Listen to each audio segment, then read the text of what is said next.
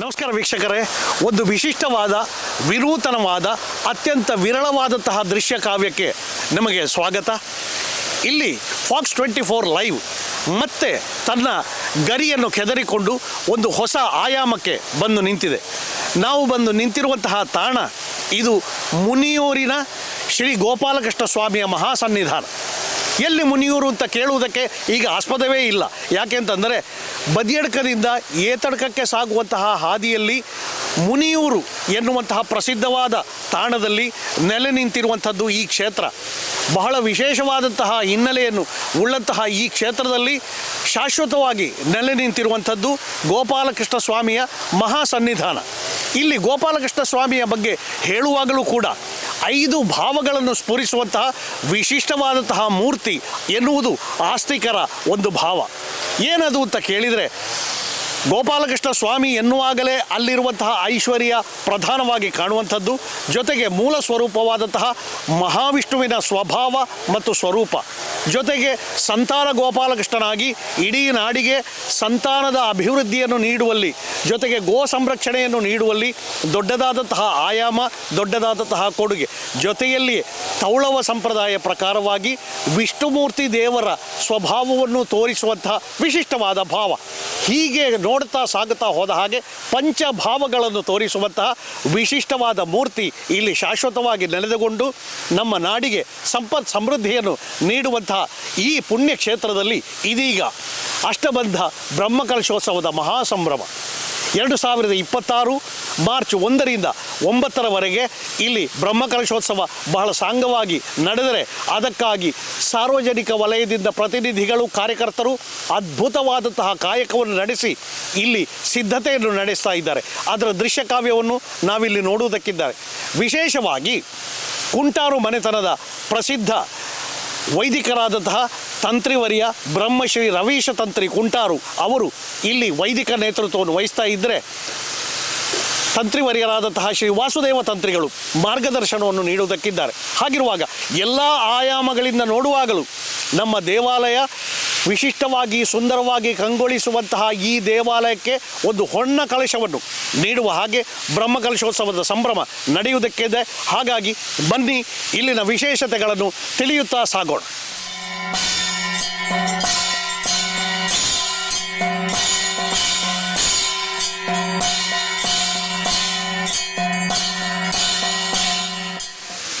ನಾವಿಲ್ಲಿ ಕಾಣ್ತಾ ಇರುವಂಥದ್ದು ಅಶ್ವತ್ಥನಾರಾಯಣನ ಮಹಾಸನ್ನಿಧಿ. ಅಶ್ವತ್ಥ ಮರ ಎನ್ನುವಂಥದ್ದು ಸನಾತನೀಯವಾದಂತಹ ನಮ್ಮ ಪರಿಕಲ್ಪನೆಯಲ್ಲಿ ಬಹಳ ಮಹತ್ವಿಕೆಯನ್ನು ಹೊಂದಿರುವಂಥದ್ದು. ಯಾವುದೇ ಆರಾಧನಾಲಯದ ಆವರಣದಲ್ಲಿ ಅಶ್ವತ್ಥ ಕಟ್ಟೆಯನ್ನು ನಾವು ಖಂಡಿತವಾಗಿಯೂ ಕಾಣುವುದಕ್ಕೆ ಸಾಧ್ಯ. ಇಲ್ಲಿ ಮಹಾವಿಷ್ಣುವಿನ ಮಹಾಸನ್ನಿಧಾನ ವೃಕ್ಷರಾಜನ ರೂಪದಲ್ಲಿ ನೆಲೆ ನಿಂತಿದೆ ಎನ್ನುವಂತಹ ಮಹಾಕಲ್ಪನೆ ಅಡಗಿಕೊಂಡಿದೆ. ವಿಶಿಷ್ಟವಾಗಿ ಮುನಿಯೂರಿನ ಗೋಪಾಲಕೃಷ್ಣ ಸ್ವಾಮಿಯ ಮಹಾಸನ್ನಿಧಾನದ ಎದುರು ಭಾಗದಲ್ಲಿ ಇರುವಂತಹ ವಿಶಿಷ್ಟವಾದಂತಹ ಅಶ್ವತ್ಥ ಕಟ್ಟೆ ಅಥವಾ ಅಶ್ವತ್ಥ ಮರ ಇದು ಅನೇಕ ವರ್ಷಗಳ ಇತಿಹಾಸವನ್ನು ಹೊಂದಿರುವಂಥದ್ದು. ಸನಾತನೀಯ ಶೈಲಿಯಲ್ಲಿಯೇ ಇವತ್ತಿನ ಸಂಭ್ರಮದ ಹಿನ್ನೆಲೆಯಲ್ಲಿ ಬ್ರಹ್ಮೋಪದೇಶವನ್ನು ಸಾಂಗವಾಗಿ ಇದಕ್ಕೆ ನೆರವೇರಿಸಲಾಗಿದೆ ಮತ್ತು ಶಾಶ್ವತವಾದ ಒಂದು ಇತಿಹಾಸ, ಶಾಶ್ವತವಾದಂತಹ ಒಂದು ಮಹಾತ್ಮ್ಯ ಇಲ್ಲಿ ಅಡಗಿಕೊಂಡಿದೆ ಎನ್ನುವುದಕ್ಕೆ ದ್ಯೋತಕವಾಗಿ ಸಾಧಾರಣಗತಿಯಲ್ಲಿ ಒಂದು ಪರಿಕಲ್ಪನೆ ಇದೆ.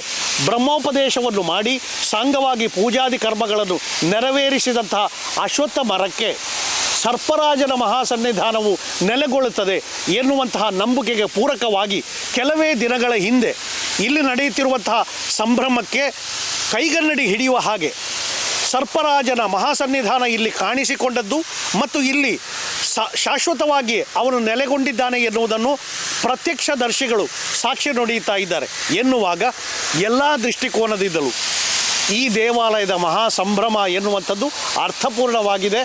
ಆರಂಭದ ಹಂತದಲ್ಲಿ ಇದು ತನ್ನ ಯಶೋಗಾಥೆಯನ್ನು ನಮಗೆ ತಿಳಿಸ್ತಾ ಇದೆ.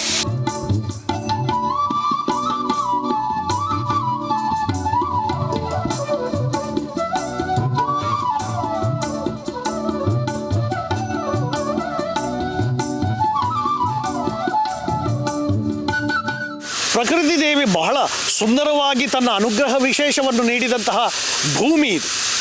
ಮುನಿಯೂರು ಅಂತ ಕೇಳುವಾಗಲೇ ಇದರ ಇತಿಹಾಸ ಎನ್ನುವಂಥದ್ದು ನಮ್ಮ ಮನಪಟಲದಲ್ಲಿ ತೆರೆದುಕೊಳ್ತದೆ.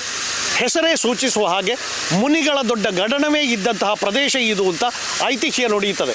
ವಿಶೇಷವಾಗಿ ಕಣ್ವ ಮಹರ್ಷಿಗಳು ತನ್ನ ಶಿಷ್ಯಗಣನದೊಂದಿಗೆ ಶಾಶ್ವತವಾಗಿ ನೆಲೆನಿಂತುಕೊಂಡು ಇಲ್ಲಿ ತಪಶ್ಚರ್ಯಕ್ಕೆ ಒಂದು ಕಂಡುಕೊಂಡಂತಹ ಜಾಗ ಇದು ಎನ್ನುವ ಹಿನ್ನೆಲೆಯಲ್ಲಿ ಇಲ್ಲಿಯೇ ಅವರ ತಪಶ್ಚರ್ಯ, ಇಲ್ಲಿಯೇ ಅವರ ಸಾಧನೆ, ಜೊತೆಗೆ ಇಲ್ಲಿಯೇ ಅವರ ದಿನಚರಿ ನಡೆಯುತ್ತಾ ಇದ್ದಂತಹ ಸಮಯದಲ್ಲಿಯೇ ವಿಶಿಷ್ಟವಾದ ಹುಲ್ಲುಗಾವಲು ಸಮೃದ್ಧವಾದಂತಹ ಈ ಪ್ರದೇಶದಲ್ಲಿ ಪಶುಸಂಗೋಪನೆ ಕೂಡ ಸಹಜವಾಗಿ ನಡೆದುಕೊಂಡು ಬಂದದ್ದಕ್ಕೆ ಇಲ್ಲಿನ ಇತಿಹಾಸ ಸಾಕ್ಷಿಯಾಗಿದೆ. ಮುನಿಗಳೇ ಸ್ಥಾಪಿಸಿದಂತಹ ಗೋಪಾಲಕೃಷ್ಣ ಸ್ವಾಮಿಯ ಮಹಾಸನ್ನಿಧಾನ ಇಲ್ಲಿರುವ ಕಾರಣವನ್ನು ಯಥಾವತ್ತಾಗಿ ಅದೇ ಸಂಪ್ರದಾಯದಲ್ಲಿ ಅದೇ ಶೈಲಿಯಲ್ಲಿ ಇಲ್ಲಿನ ಋತ್ವಿಜರು ಬ್ರಾಹ್ಮಣ ಸಮಾಜದವರು ನಡೆಸಿಕೊಂಡು ಬಂದದ್ದಕ್ಕೆ ಕೂಡ ಇತಿಹಾಸ ಸಾಕ್ಷಿ. ಅದೇ ಇತಿಹಾಸ ಮತ್ತೆ ಮರುಕಳಿಸುವಂತಹ ಎಲ್ಲ ವಿಶೇಷತೆಗಳನ್ನು ನಾವಿಲ್ಲಿ ಕಾಣ್ತಾ ಇದ್ದೇವೆ. ನಮಸ್ಕಾರ, ನಾನು ಡಾಕ್ಟರ್ ವೇಣುಗೋಪಾಲ್ ಕಳೆಯತ್ತೋಡಿ, ಮುನಿಯೂರು ಶ್ರೀ ಗೋಪಾಲಕೃಷ್ಣ ದೇವಸ್ಥಾನ ಮುನಿಯೂರು ಇದರ ಬ್ರಹ್ಮಕಲಶೋತ್ಸವ ಸಮಿತಿಯ ಕಾರ್ಯಾಧ್ಯಕ್ಷನಾಗಿ ಕೆಲಸ ಮಾಡ್ತಾ ಇದ್ದೇನೆ. ನಾವೀಗ ನಿಂತಿರುವುದು ಕುಂಬಡಾಜಿ ಗ್ರಾಮದ ಮುನಿಯೂರು ಮುನಿಪುರ ಶ್ರೀ ಗೋಪಾಲಕೃಷ್ಣ ದೇವಸ್ಥಾನದ ಎದುರು ಭಾಗದಲ್ಲಿ. ಜೀರ್ಣೋದ್ಧಾರ ಪ್ರಕ್ರಿಯೆಗಳು ಸಾಧಾರಣ ಸಂಪೂರ್ಣಗೊಂಡು ಈ ದೇವಸ್ಥಾನವು ಬ್ರಹ್ಮಕಲಶಕ್ಕೆ ಸಜ್ಜುಗೊಂಡಿದೆ. ಇದೇ ಬರುವ ತಾರೀಕು ಮಾರ್ಚ್ 1ನೇ ತಾರೀಕಿನಿಂದ ಮಾರ್ಚ್ 9ರ ತನಕ ಈ ದೇವಸ್ಥಾನದ ಬ್ರಹ್ಮಕಲಶವು ಜರಗಲಿಕ್ಕಿದೆ. ಇದಕ್ಕೆ ಪೂರ್ವಭಾವಿಯಾಗಿ ಎಲ್ಲ ಸಿದ್ಧತೆಗಳು ಜರುಗ್ತಾ ಇದೆ. ಎಲ್ಲ ಊರ ಪರವೂರ ಭಕ್ತರೆಲ್ಲರೂ ಸೇರಿಕೊಂಡು ಈ ಕಾರ್ಯಕ್ರಮವನ್ನು ವಿಜೃಂಭಣೆಯಿಂದ ಆಚರಿಸುವುದೆಂದು ನಿಶ್ಚಯಿಸಲಾಗಿದೆ. ಮಾರ್ಚ್ 1ನೇ ತಾರೀಕು ಬೆಳಗ್ಗೆ 10 ಗಂಟೆಗೆ ಶ್ರೀ ಶಂಕರನಾರಾಯಣ ತಂತ್ರಿ ಅವರು ದೀಪ ಪ್ರಜ್ವಲನೆ ಮಾಡಲಿಕ್ಕಿದ್ದಾರೆ. ಉಗ್ರಾಣ ಮುಹೂರ್ತ ನಡೆಯಲಿಕ್ಕಿದೆ. ಅದೇ ರೀತಿಯಾಗಿ ಡಾಕ್ಟರ್ ಅನಂತ ಕಾಮತ್ ಅವರು ಮುಖ್ಯ ಅತಿಥಿಯಾಗಿರ್ತಾರೆ ಉಗ್ರಾಣ ಮುಹೂರ್ತಕ್ಕೆ. ನಂತರ ಮಧ್ಯಾಹ್ನದ ನಂತರ ಎಡನೀರು ಶಂಕರಾಚಾರ್ಯ ಸಂಸ್ಥಾನದ ಶ್ರೀ ಶ್ರೀ ಸಚ್ಚಿದಾನಂದ ಭಾರತಿ ಪಾದಂಗಳವರು ಈ ಕ್ಷೇತ್ರಕ್ಕೆ ಆಗಮಿಸಲಿಕ್ಕಿದ್ದಾರೆ. ಅದೇ ರೀತಿ ಕುಂಟಾರು ಶ್ರೀ ವಾಸುದೇವ ತಂತ್ರಿ ಹಾಗೂ ಶ್ರೀ ರವೀಶ ತಂತ್ರಿಯವರು ಆಗಮಿಸಲಿಕ್ಕಿದ್ದಾರೆ. ಆ ದಿವಸ ಸಂಜೆಯಿಂದ ಮೊದಲುಗೊಂಡು 9ನೇ ತಾರೀಕಿಗೆ ರಾತ್ರಿಯ ತನಕ ಇಲ್ಲಿ ಕಾರ್ಯಕ್ರಮಗಳು ಜರಗಲಿಕ್ಕಿದೆ. ವಿವಿಧ ವೈದಿಕ, ಧಾರ್ಮಿಕ, ಸಾಂಸ್ಕೃತಿಕ ಕಾರ್ಯಕ್ರಮಗಳು ಇಲ್ಲಿ ಜರಗಲಿಕ್ಕಿದೆ. ಇಡೀ ದಿನ ಭಜನಾ ಕಾರ್ಯಕ್ರಮವನ್ನು ಇಟ್ಟುಕೊಂಡಿದ್ದೇವೆ. ಅದರ ಜೊತೆಗೆ ಅನ್ನಸಂತರ್ಪಣಾ ಕಾರ್ಯಕ್ರಮ ಕೂಡ ಜರಗಲಿಕ್ಕಿದೆ. ಮಧ್ಯಾಹ್ನ ನಂತರ 1ನೇ ತಾರೀಕು ಮಧ್ಯಾಹ್ನ ನಂತರ 3 ಗಂಟೆಗೆ ಸರಿಯಾಗಿ ಶ್ರೀ ಸದಾಶಿವ ಕ್ಷೇತ್ರ ಬೊಳ್ಳೂರು ಅಲ್ಲಿಂದ ಹೊರೆ ಕಾಣಿಕೆ ಮೆರವಣಿಗೆ ಬರಲಿಕ್ಕಿದೆ. ಅದೇ ರೀತಿ ಸ್ಥಳೀಯ ಕೆಲವು ಸಂಘ ಸಂಸ್ಥೆಗಳು ನಮ್ಮಲ್ಲಿ ಕೇಳಿಕೊಂಡಿದ್ದಾರೆ, ನಾವು ಕೂಡ ಹೊರೆ ಕಾಣಿಕೆಯನ್ನು ನಿಮಗೆ ಸಮರ್ಪಿಸ್ತೇವೆ ಅಂತ. 3ನೇ ತಾರೀಕು 5ನೇ ತಾರೀಕು ಎಲ್ಲ ದಿನವೂ ಕೂಡ ಬಂದು ಹೊರೆ ಕಾಣಿಕೆಯನ್ನು ಸಮರ್ಪಿಸಲಿಕ್ಕಿದ್ದಾರೆ. ಪರ ಊರ ಜನರಲ್ಲಿ ಒಂದು ವಿನಂತಿ ಅಂತ ಹೇಳಿದ್ರೆ, ಇದು ಒಂದು ಗ್ರಾಮೀಣ ಪ್ರದೇಶದ ಒಂದು ದೇವಸ್ಥಾನ. ಈ ದೇವಸ್ಥಾನ ಇಲ್ಲಿ ನಿಮ್ಮ ಹಿಂದೆ ಕಾಣ್ತಾ ಇರಬಹುದು. 3.5 ವರ್ಷದಿಂದ ನಾವು ಬಾಲಾಲಯದಲ್ಲಿ ಶ್ರೀದೇವರನ್ನು ಸ್ಥಾಪಿಸಿದ್ದೇವೆ. ಆದ್ರೆ ನಮಗೆ ಏನಾಗ್ತದೆ ಅಂತ ಹೇಳಿದ್ರೆ, ಆರ್ಥಿಕವಾಗಿ ನಾವು ಸ್ವಲ್ಪ ಹಿಂದೆ ಇದ್ದೇವೆ. ಯಾಕೆ ಹೇಳಿದ್ರೆ, ಸಣ್ಣ ದೇವಸ್ಥಾನ, ಹೆಸರಿಲ್ಲದ ದೇವಸ್ಥಾನ ಅಂತ ಹೇಳಿ ನಮಗೆ ಕೆಲವರು ಹೇಳ್ತಾ ಇದ್ದಾರೆ. ಆದ್ರೆ ಭಕ್ತರು ದೊಡ್ಡ ಮನಸ್ಸು ಮಾಡಿ ಎಲ್ಲಿ ಅಗತ್ಯ ಇದೆಯೋ, ಎಲ್ಲಿಗೆ ದಾನ ಮಾಡಬೇಕೋ ಅಲ್ಲಿಗೆ ದಾನ ಮಾಡಬೇಕು ಅಂತ ಭಕ್ತರೆಲ್ಲರೂ ಕೂಡ ಇಂತಹ ಒಂದು ಒಳ್ಳೆ ಕಾರ್ಯದಲ್ಲಿ ಕೈ ಜೋಡಿಸಬೇಕು. ಹೇಳಿದ್ರೆ ನಮಗೀಗ ಆರ್ಥಿಕವಾಗಿ ಇನ್ನೂ ಕೂಡ ಒಂದು 15 ಲಕ್ಷ ಜೀರ್ಣೋದ್ಧಾರಕ್ಕೆ ಬೇಕಾಗ್ತದೆ. ಒಂದು 30 ಲಕ್ಷದಷ್ಟು 30ರಿಂದ 35 ಲಕ್ಷ ಬ್ರಹ್ಮಕಲಶಕ್ಕೆ ಒಂದು ಖರ್ಚು ಬರ್ತದೆ. ಈ ಖರ್ಚನ್ನೆಲ್ಲ ಎಲ್ಲ ಪರ ಊರ ದಾನಿಗಳು ಸಹಕರಿಸಿದರೆ ಮಾತ್ರ ಈ ಒಂದು ವೆಚ್ಚವನ್ನು ನಮಗೆ ಭರಿಸಲಿಕ್ಕೆ ಸಾಧ್ಯ. ಆದ್ರೆ ನೀವೆಲ್ಲರೂ ಬಂದು ಈ ಶ್ರೀಕೃಷ್ಣನು ಶ್ರೀ ಗೋಪಾಲಕೃಷ್ಣನು ಕಣ್ತುಂಬ ನೋಡಿ ಈ ಕಾರ್ಯಕ್ರಮವನ್ನು ಯಶಸ್ವಿಗೊಳಿಸಬೇಕು. ನಮ್ಮ ಜೊತೆ ಕೈ ಜೋಡಿಸಬೇಕು. ನೀವೇ ನಮಗೆ ಆಧಾರ. ನೀವೆಲ್ಲರೂ ಸೇರಿದ್ರೆ ಮಾತ್ರ ಈ ಒಂದು ದೊಡ್ಡ ಕಾರ್ಯಕ್ರಮವನ್ನು ಯಶಸ್ವಿಗೊಳಿಸಬೇಕಂತ ಎಲ್ಲ ಭಕ್ತರಲ್ಲಿ ವಿನಂತಿ ಮಾಡ್ತಾ ಇದ್ದೇನೆ. ಇಲ್ಲಿ ನಾವು ಕಾಣ್ತಾ ಇರುವುದು ಮುನಿಯೂರು ಶ್ರೀ ಗೋಪಾಲಕೃಷ್ಣ ಸ್ವಾಮಿಯ ನವೀಕರಣಗೊಂಡಂತಹ ದೇವಾಲಯದ ಭೌತಿಕ ಸ್ವರೂಪವನ್ನು. ಕೆಂಗಲ್ಲಿನಲ್ಲಿ ಬಹಳ ಸುಂದರವಾಗಿ ಕೆತ್ತಿದಂತಹ ನೈಸರ್ಗಿಕವಾದಂತಹ ಗೋಡೆ ಮತ್ತು ಅದರ ಆಕೃತಿಗಳು ಎಲ್ಲವನ್ನೂ ನೋಡಿದಾಗ ಇಲ್ಲಿ ನಡೆದಂತಹ ಕಾಮಗಾರಿಯ ಪರಿಪೂರ್ಣತೆ ಎನ್ನುವುದು ಗೊತ್ತಾಗ್ತದೆ. ವಿಶೇಷವಾಗಿ ಕಾರ್ಯಕರ್ತರು, ಸಮಿತಿಗಳ ಪದಾಧಿಕಾರಿಗಳು ಅಹೋರಾತ್ರಿ ದುಡಿದದ್ದರ ಪರಿಣಾಮವನ್ನು ನಾವಿಲ್ಲಿ ಕಾಣ್ತಾ ಇದ್ದೇವೆ. ಎಷ್ಟು ಸುಂದರವಾದಂತಹ ಆವರಣ ಇಲ್ಲಿದೆ ಅಂತಂದ್ರೆ, ಇಲ್ಲಿ ನೆಲೆಗೊಂಡಂತಹ ಶ್ರೀ ಗೋಪಾಲಕೃಷ್ಣ ಸ್ವಾಮಿಯನ್ನು ನಾವು ಹೇಗೆ ಅಭಿಷೇಕ ಪ್ರಿಯ, ನಾವು ಹೇಗೆ ಅಲಂಕಾರ ಪ್ರಿಯ, ಹೀಗೆ ಬೇರೆ ಬೇರೆ ಸ್ವರೂಪದಲ್ಲಿ ಕೊಂಡಾಡ್ತೇವೆಯೋ ಅದಕ್ಕೆ ಪೂರಕವಾಗಿ ಸುಂದರವಾದಂತಹ ಕೆತ್ತನೆಗಳನ್ನು ಇಲ್ಲಿ ಕಾಣ್ತಾ ಇದ್ದೇವೆ. ಇವತ್ತಿನ ದಿನಮಾನದಲ್ಲಿ ಭೌತಿಕವಾದ ಸೌಂದರ್ಯವೂ ಕೂಡ ಅನಿವಾರ್ಯ ಎಂಬುದಕ್ಕೆ ಈ ದೇವಾಲಯ ಸರ್ವ ಸಾಕ್ಷಿಯನ್ನು ಒದಗಿಸ್ತಾ ಇದೆ. ಜೊತೆಗೆ ಇಲ್ಲಿ ನಡೆಯುವಂತಹ ಮುಂದಿನ ಜೀರ್ಣೋದ್ಧಾರ ಕಾರ್ಯ ಇರ್ಬೋದು, ಬ್ರಹ್ಮಕಲಶೋತ್ಸವದ ಕಾರ್ಯ ಇರ್ಬೋದು, ಅದಕ್ಕೆ ಆರ್ಥಿಕವಾದ ಬಹಳ ದೊಡ್ಡ ಒಂದು ಕೊರತೆಯನ್ನು ಅನುಭವಿಸ್ತಾ ಇದ್ದೇವೆ ಅಂತ ಇಲ್ಲಿನ ವಿವಿಧ ಸಮಿತಿಗಳ ಪದಾಧಿಕಾರಿಗಳು ತಿಳಿಸ್ತಾ ಇದ್ದಾರೆ. ಹಾಗಾಗಿ ಆಸ್ತಿಕ ಬಂಧುಗಳು ಉದಾರವಾಗಿ ನೀಡಬಹುದಾದಂತಹ ಯಾವ ದೇಣಿಗೆ ಇದೆಯೋ ಅದು ಇಲ್ಲಿಗೆ ಸಂದಾಯವಾಯಿತು ಅಂತ ಆದರೆ ಪರಿಪೂರ್ಣಗೊಳ್ಳುತ್ತದೆ ಎನ್ನುವುದಕ್ಕೆ ಭೌತಿಕವಾದಂತಹ ಈ ಸ್ವರೂಪವೇ ಸಾಕ್ಷ್ಯ ನುಡಿಯುತ್ತದೆ.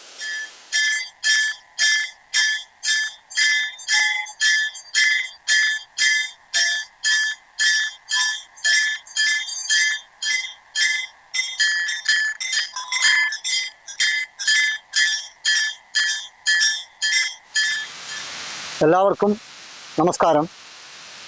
ഞാൻ ചന്ദ്രഹാസ് നമ്പ്യാർ, മുനിയൂർ. ഞാൻ ഈ മുനിപുര ക്ഷേത്രത്തിൻ്റെ ജീർണോദ്ധാര കമ്മിറ്റിയുടെ സെക്രട്ടറി ആയിട്ട് പ്രവർത്തിക്കുന്നുണ്ട്. ആ നിലയിലാണ് ഞാൻ ഭക്തജനങ്ങളോട് 2 വാക്ക് പറയുവാൻ ഉദ്ദേശിക്കുന്നത്. അതായത് നമ്മുടെ ഈ മുനിപുര ക്ഷേത്രം, മുനിയൂരിലെ മുനിപുര ക്ഷേത്രം, അതായത് അതിപുരാതന കാലത്ത് തന്നെ കണ്വ മഹർഷിമാരുടെ അതായത് മഹർഷിമാരുടെ കൂട്ടം ഇവിടെ താമസിച്ചിരുന്നു. അങ്ങനെയാണ് ഈ മുനിയൂർ പ്രദേശം എന്ന പേരിൽ അറിയപ്പെടുന്നത്. അങ്ങനെ ഈ ക്ഷേത്രം കണ്വ മഹർഷിയുടെ കൈകളാൽ സ്ഥാപിക്കപ്പെട്ടുവെന്നാണ് പുരാതന കാലത്തെ ഐതിഹ്യം പറയുന്നത്. ഏതായാലും ഈ ക്ഷേത്രം നമ്മുടെ ബദിയടുക്ക പഞ്ചായത്തിൻ്റെയും കുമ്പ്രാജ പഞ്ചായത്തിൻ്റെയും മധ്യഭാഗത്താണ് സ്ഥിതി ചെയ്യുന്നത്. മുനിപുര എന്ന സ്ഥലത്താണ്. ബദിയടുക്കയിൽ നിന്ന് 4 കിലോമീറ്റർ ദൂരെയാണ് ഈ സ്ഥലം. അപ്പോൾ ഈ ക്ഷേത്രത്തിൻ്റെ ജീർണോദ്ധാര പ്രവൃത്തികൾ 2022 മുതലേ നടക്കുന്നുണ്ട്. അതായത് ചുറ്റമ്പലത്തിൻ്റെ പാതകന്യാസം ശ്രീമദ് എടനീർ മഠാധിപതി ശ്രീ സച്ചിദാനന്ദ ഭാരത സ്വാമിയുടെ ദിവ്യഹസ്തത്തിൽ നിറവേറ്റപ്പെട്ട് പ്രവൃത്തികൾ പുരോഗമിക്കുന്നു. ഈ ക്ഷേത്രത്തിൻ്റെ പുരോഗമനത്തിനായി തീയതി 2/6/24 ഞായറാഴ്ച വൈകുന്നേരം 6 മണിക്ക് ശ്രീ ഗോപാലകൃഷ്ണ ക്ഷേത്ര മാതൃസമിതിയും ജീർണോദ്ധാരണ സമിതിയും ചേർന്ന് സഹസ്രപ്രതിജ്വലനം നടത്തുകയുണ്ടായി. അതിനുശേഷം എല്ലാ മാസവും അതേപോലെ നമ്മുടെ ഭക്തജനങ്ങളുടെ വിവിധ ഭജനകളൊക്കെ ഉണ്ടായിരുന്നു. അങ്ങനെ ഏതായാലും ഇപ്പോൾ ഈ അമ്പലം ത്വരിതഗതിയിൽ പുരോഗമിക്കുന്നുണ്ട്. മാർച്ച് 1 മുതൽ 9 വരെയാണ് ബ്രഹ്മകലശം നടത്തപ്പെടുന്നത്. നമ്മുടെ ശ്രീ ദിവ്യകാരുണ്യവാനായ രവിശാന്തി കുണ്ടാൽ അവരുടെ നേതൃത്വത്തിലാണ് കാർമ്മികത്വം ഏർപ്പെടുത്തുന്നത്. ഇപ്പോൾ ഞങ്ങൾക്ക് പറയാനുള്ളത് നാട്ടുകാരുടെയും അതേപോലെ പുറമേയുള്ള ഭക്തജനങ്ങളുടെയും പൂർണ്ണ പിന്തുണയോടെ പണം ഇങ്ങോട്ടേക്ക് പണം എല്ലാ തരത്തിലും നൽകുകയുണ്ടായി. ആ പണം സ്വരൂപിച്ചുകൊണ്ട് ഈ ക്ഷേത്രം ഈ രീതിയിലായി നല്ല ഒരു ക്ഷേത്രമായി മാറിയെന്ന് വിശ്വസിക്കാം.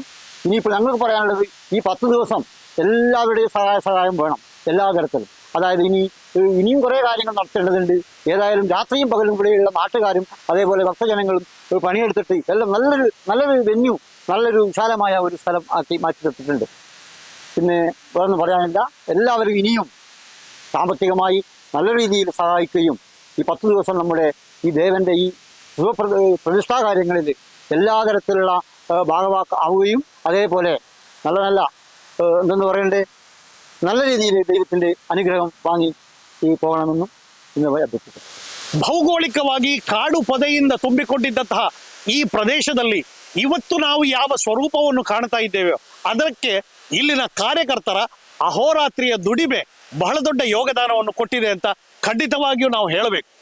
ಅವರು ಇವರು ಅಂತ ಗುರುತಿಸುವ ಬದಲಾಗಿ ಧಾರ್ಮಿಕತೆಯ ಹೆಸರಿನಲ್ಲಿ, ಆರ್ಥಿಕತೆಯ ಹೆಸರಿನಲ್ಲಿ ಒಂದು ಚಾವಡಿಯಡಿಗೆ ಬಂದು ನಿಂತಹ ನಮ್ಮ ಕಾರ್ಯಕರ್ತರು ಜಾತಿ ಮತ ಭೇದ ಇಲ್ಲದೆ ಒಂದೇ ರೀತಿ ಗೋಪಾಲಕೃಷ್ಣ ಸ್ವಾಮಿಗಾಗಿ ಇಲ್ಲಿ ನೆಲೆ ನಿಂತಿರುವಂತಹ ದೈವಿಕ ಶಕ್ತಿಗಳ ಹೆಸರಿನಲ್ಲಿ ನಡೆದಂತಹ ಕಾಯಕ, ನಡೆಸಿದಂತಹ ಶ್ರಮದಾನ ಇಲ್ಲಿ ಸಮತಟ್ಟಾದಂತಹ ಭೂಪ್ರದೇಶದ ಒಂದು ಸಾಕ್ಷಿಯೊಂದಿಗೆ ನಾವು ಕಾಣ್ತಾ ಇದ್ದೇವೆ. ವಿಶೇಷವಾಗಿ ಹೇಳಬಹುದಾದರೆ ಇಲ್ಲಿ ಕಾಡು ಪೊದೆ ತುಂಬಿಕೊಂಡಿದ್ದಂತಹ ಪ್ರದೇಶ ಇವತ್ತು ಬಂದು ನೋಡಿದರೆ ಅದಕ್ಕಿಂತ ವಿಪರೀತವಾಗಿ, ಅದಕ್ಕಿಂತ ಭಿನ್ನವಾಗಿ ಕಾಣುವುದಿದ್ರೆ ಎಷ್ಟು ದೊಡ್ಡ ದುಡಿಮೆ ಇಲ್ಲಿ ಶ್ರಮದಾನದ ರೂಪದಲ್ಲಿ ನಡೆದಿದೆ ಅಂತ ಗೊತ್ತಾಗ್ತದೆ. ಜೊತೆಗೆ ದೈನಂದಿನ ತಮ್ಮ ಕಾಯಕವನ್ನು ನಡೆಸಿಕೊಂಡೇ ರಾತ್ರಿಯ ಹೊತ್ತಿನಲ್ಲಿ ಬಂದು ಕಾರ್ಯಕರ್ತರು ದುಡಿಯುವಂತಹ ಕ್ರಮ, ಈ ಎಲ್ಲವನ್ನು ನೋಡಿದಾಗ ನಿಸ್ವಾರ್ಥವಾದ ಸೇವೆಗೆ ಒಂದು ಒಳ್ಳೆಯ ಜೀವಂತಿಕೆ, ಒಂದು ಒಳ್ಳೆಯ ಸೃಜನಶೀಲತೆ ಇಲ್ಲಿ ನಾವು ಕಾಣುವುದಕ್ಕೆ ಸಾಧ್ಯ. ಹಾಗಾಗಿ ಎಲ್ಲಾ ದೃಷ್ಟಿಯಿಂದ, ಎಲ್ಲಾ ಆಯಾಮದಿಂದ ನೋಡಿದಾಗಲೂ ಮುನಿಯೂರು ಇವತ್ತು ಅರ್ಥಪೂರ್ಣವಾಗಿದೆ, ಪರಿಪೂರ್ಣವಾಗಿದೆ.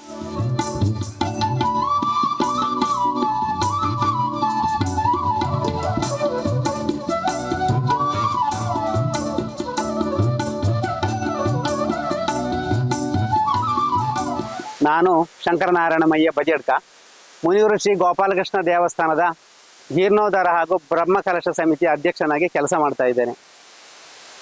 ಕಳೆದ ಹಲವಾರು ವರ್ಷಗಳ ಇತಿಹಾಸವಿರುವ, ಹಲವಾರು ಸಾಧಾರಣ ಒಂದು 12 ಶತಮಾನಗಳ ಹಿಂದಿನ ಅತಿ ಪುರಾತನವಾದಂತಹ ದೇವಸ್ಥಾನ ಶ್ರೀ ಮುನಿಯೂರು ಶ್ರೀ ಮುನಿಪುರ ಶ್ರೀ ಗೋಪಾಲಕೃಷ್ಣ ದೇವಸ್ಥಾನ.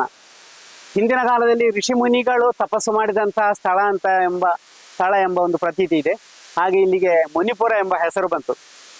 ಈ ಕ್ಷೇತ್ರದ ಜೀರ್ಣೋದ್ಧಾರ ಕಾರ್ಯಗಳು ಕಳೆದ ಮೂರುವರೆ ವರ್ಷಗಳ ಹಿಂದಿನಿಂದ ನಾವು ಆರಂಭಿಸಿದ್ದು. ದೇವರನ್ನ ಬಾಲಾಲಯದಲ್ಲಿ ಪ್ರತಿಷ್ಠಾಪಿಸಿ 3 ವರ್ಷಗಳು ಕಳೆಯಿತು. ಆ ಬಾಲಾಲಯದಲ್ಲಿರುವಂತಹ ಆ ಗೋಪಾಲಕೃಷ್ಣ ದೇವರನ್ನ ಮೂಲ ಗರ್ಭಗುಡಿಗೆ ಪ್ರತಿಷ್ಠಾಪಿಸಬೇಕು ಅಂತೇಳಿ ಹಗಲಿರುಳು ಊರ ಎಲ್ಲ ಭಗವದ್ಭಕ್ತರು, ಯುವಕರೆಲ್ಲರೂ ಸೇರಿ ಜೀರ್ಣೋದ್ಧಾರ ಕಾರ್ಯದಲ್ಲಿ ತೊಡಗಿಕೊಂಡಿದ್ದೇವೆ. ಇನ್ನೇನು ಕೆಲವೇ ದಿನಗಳು ಮಾತ್ರ ಬಾಕಿ ಇದೆ ದೇವಸ್ಥಾನದ ಬ್ರಹ್ಮಕಲಶಾಭಿಷೇಕ ಮಹೋತ್ಸವಕ್ಕೆ. ತುಂಬ ಸುಂದರವಾಗಿ ನಿರ್ಮಾಣವಾಗುತ್ತಿರುವಂತಹ, ತುಂಬ ಸುಂದರವಾದಂತಹ ಗುಣಲಕ್ಷಣಗಳನ್ನು ಹೊಂದಿರುವಂತಹ ಮುನಿಯೂರು ಶ್ರೀ ಗೋಪಾಲಕೃಷ್ಣ ದೇವರ ಆಲಯದ ಆವರಣದಲ್ಲಿ ನಾವಿದ್ದೇವೆ ಎನ್ನುವಾಗ ಇಲ್ಲಿ ನಡೆಯುತ್ತಿರುವಂಥದ್ದು ಬ್ರಹ್ಮಕಲಶೋತ್ಸವದ ಸಂಭ್ರಮ. 2026 ಮಾರ್ಚ್ 1ರಿಂದ 9ರವರೆಗೆ ನೀವು ಬೇಕು ನಾವು ಇರುತ್ತೇವೆ ಎನ್ನುವಂತಹ ದೃಢ ಸಂಕಲ್ಪದಲ್ಲಿ ಇಲ್ಲಿ ಬ್ರಹ್ಮಕಲಶೋತ್ಸವ ನಡೆಯುತ್ತಾ ಇದೆ ಎನ್ನುವಾಗ ಇಲ್ಲಿನ ದೃಶ್ಯ ಕಾವ್ಯಗಳನ್ನು ಯಥಾಶಕ್ತಿ ಯಥಾ ಸಾಧ್ಯ ನಿಮ್ಮ ಮುಂದೆ ಇಡುವುದಕ್ಕೆ ನಾವು ಸರ್ವ ಪ್ರಯತ್ನವನ್ನು ಮಾಡ್ತಾ ಇದ್ದೇವೆ. ಜೊತೆಗೆ ಇದನ್ನು ಪರಿಚಯಿಸುವ ಒಂದು ರಚನಾತ್ಮಕವಾದಂತಹ ದೃಶ್ಯ ಕಾವ್ಯವನ್ನು ನಿಮ್ಮ ಮುಂದೆ ಇಡುವಲ್ಲಿ ನಮಗೆ ಸಾರ್ಥಕತೆ ಇದೆ, ನಿಮಗೂ ಇದು ಮೆಚ್ಚುಗೆ ಆಗಿರಬಹುದು ಎನ್ನುವಂತಹ ಸಾರ್ಥಕತೆಯೊಂದಿಗೆ ತಾತ್ಕಾಲಿಕವಾದಂತಹ ವಿದಾಯ. ಕೆಮರಾದಲ್ಲಿ ಗೆಳೆಯ ಅಖಿಲೇಶ್ ನಗುಮುಗ ಅವರ ಜೊತೆಗೆ ನಾನು ನಿಮ್ಮ ವಿಜಿ ಕಾಸರಗೋಡು. ನಮಸ್ತೆ.